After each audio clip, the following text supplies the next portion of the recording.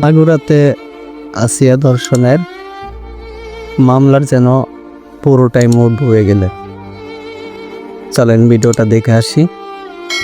তো চ্যানেল নতুন হয়ে থাকলে অবশ্যই চ্যানেলটা সবাই সাবস্ক্রাইব করে রাখবেন এবং কলে প্রেস করে রাখবেন, যাতে করে এরকম ভিডিও আপলোড করার সাথে সাথে আপনাদের কাছে নোটিফিকেশন পৌঁছায়।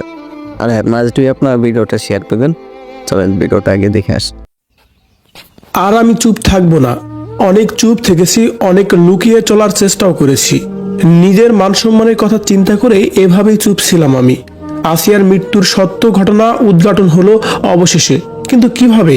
আসিয়ার বড় বোন হামিদার সাথেও ওই বাড়িতেই প্রতিনিয়ত কি হতো, যা জানলে যেন আপনার গায়ের লোম দাঁড়িয়ে যাবে। কি বলছে আসিয়ার বড় বোন হামিদা, এই পুরো ভিডিওটি দেখে আমাদের সঙ্গে থাকুন।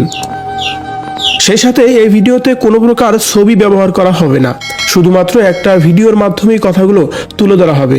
পুরো ঘটনা শুনলে আপনিও অবাক হবেন। চলুন তাহলে মূল ভিডিওতে যাওয়া যাক। হামিদা ওনার আসরে মুখ মুছে নেয়, তারপর ক্যামেরার দিকে তাকিয়ে শক্ত হয়ে দাঁড়ায়। সাংবাদিক ভাইদের বলে, শোনেন আমার এবং আমার ছোট বোনের সাথে কি ঘটেছিল সেই রাতে।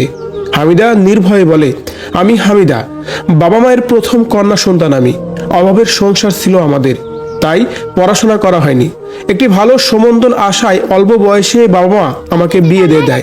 আমি প্রথমে বিয়েতে রাজি হইনি, সবাই আমাকে বোঝায় অভাবের সংসার তোমাদের, একজন খাওয়ার মানুষ কমলে ছোট ভাই বোনেরা ভালো খেতে পারবে, তাই আমি রাজি হয়ে যাই। বিয়ের প্রথম দিন থেকেই আমার শ্বশুরের কুনজর ছিল, সেটা আমি প্রথম থেকেই বুঝতে পারি। রাতে বিছানায় স্বামী ব্যবহারের পর আমাকে পোশাক পরতে না দিয়ে রুমের বাইরে গিয়ে দাঁড়িয়ে থাকতো। তারপর অন্ধকারে আমার শরীরের উপর কারো উপস্থিতি আমি বুঝতে পারি। এটাও খেয়াল করি এখন যে আমার উপরে আছে সে আমার স্বামী না, অন্য পুরুষ। কিন্তু কে তা সেটা আমি তখন বুঝতে পারিনি। আমার ছোট্ট শরীর, স্বামীকে সহ্য করার ক্ষমতাই আমার নাই। তারপর আরেকজন। আমি ব্যথায় কুঁকড়ে উঠছি, চিৎকার করার চেষ্টাও করছি, কিন্তু আমার মুখ চেপে ধরে সেই মুহূর্তে। ফিসফিস করে আমাকে চুপ করতে বলে, মেরে ফেলার হুমকিও দেয়। আমি এবার কণ্ঠ চিনতে পারি, এ কণ্ঠ তো আমার শ্বশুরের কণ্ঠ। তারপর সে ছেড়ে চলে গেছে, আবার আরেকজন আসে, একেও তো আমি চিনতে পারি, সে হচ্ছে আমার দেবর। এরপর আমার স্বামী ভিতরে আসে, তাকে বিষয়টি জানালে সে রেগে যায়, বলে সে ছাড়া নাকি এই ঘরে আর কেউই আসেনি। পরের দিন শাশুড়িকে জানালে শাশুড়ি বলে, আমি নাকি স্বপ্নে দেখেছি। এভাবে প্রতি রাতে আমার স্বামী, শ্বশুর ও দেবর আমাকে ব্যবহার করে, আর আমার স্বামীকে বললে মারধর করে। আমার শাশুড়িকে বলে সে বলে আমার উপর নাকি ভূতের আসর আছে, ভূত নাকি প্রতি রাতেই আমার কাছে আসে।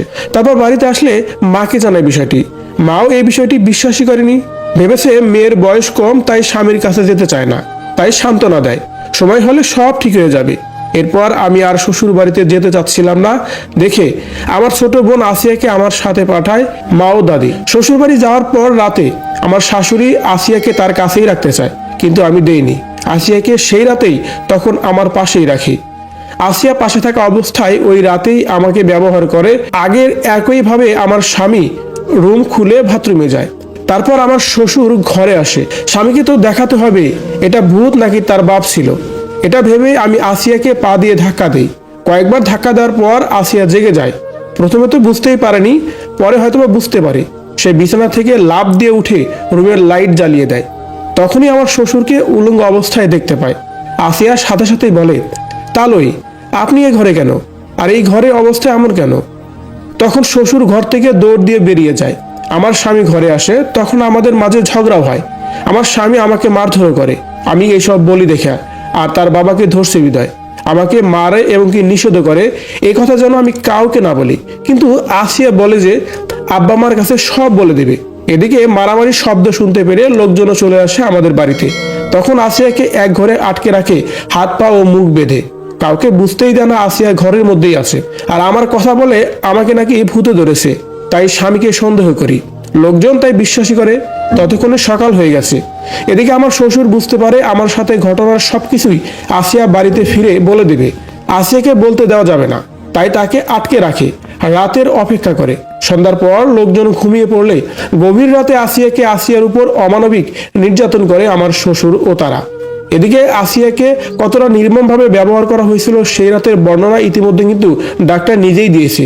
চিকিৎসক ডাক্তার বলেছে সেই মুহূর্তে আসিয়া যেহেতু বাচ্চা মেয়ে, তাই তার ওই রাস্তাটা খুবই ছোট ছিল।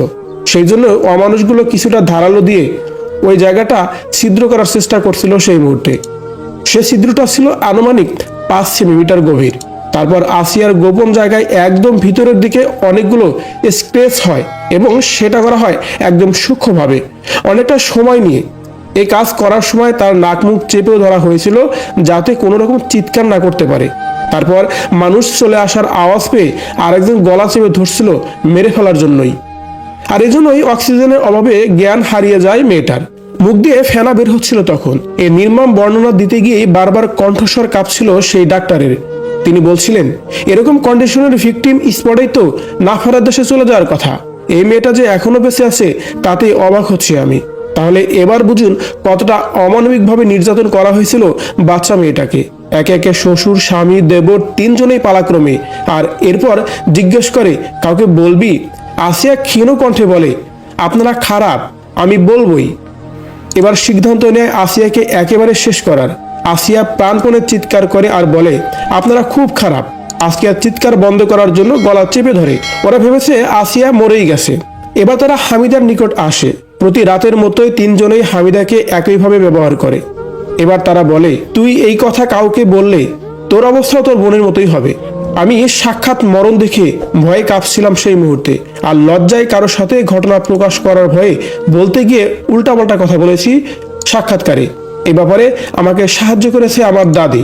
এখন সত্য ঘটনা হচ্ছে এই, শুধু আসিয়াই নির্যাতিত হয়নি, তার চাইতেও ভয়ঙ্কর রকমের নির্যাতিত শিকার হয়েছে আসিয়ার বড় বোন হামিদা। আসিয়া মরে যেয়ে হয়তোবা বেঁচে গেছে, কিন্তু আসিয়ার বড় বোন বেঁচেও যেন মরার মতো বেঁচে আছে।